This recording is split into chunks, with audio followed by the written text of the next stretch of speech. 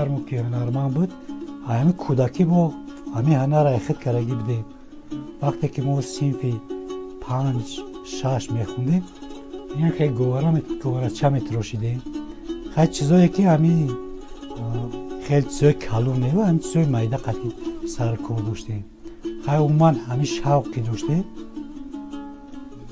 همین اساسا خیلی همین هنر خود کردیم. محصولات اینه چیزایی که مثال ما برای یکون آزمون تیار میکنیم. اینا همش از چهارمغز تیار میشن، چوی چهارمغز تیار میشن.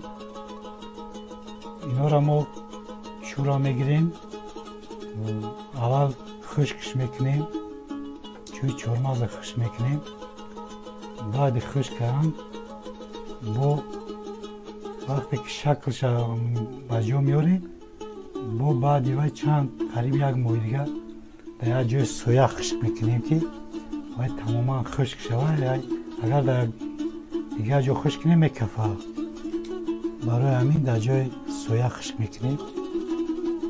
بعد این خیلی تیارش میکنیم. مثال طبق میتراشیم، قاشق میتراشیم، کاولیز میتراشیم. بعد با هست اغرق میتراشیم. این پیوله، کوسه،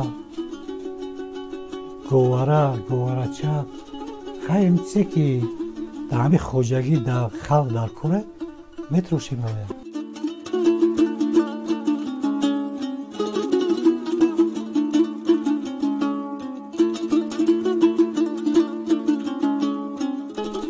از سال 2018 اعضای اتفاق هنرمندان شدیم. در تمام آزمون‌هایی که اونجا سیاح‌ها اشتراک میکردن ما اشتراک میکردیم.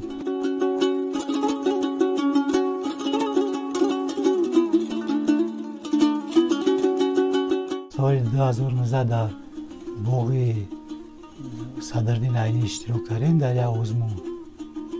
وقتی در اونجا اشتراک کردیم یک کارکنی آثارخانه بنا اومد اینجا دید همین محصولاتای ما را و فرمایش داد که من همین چیزا باید که برای آثارخانه یک چند نمود چه بگیرم.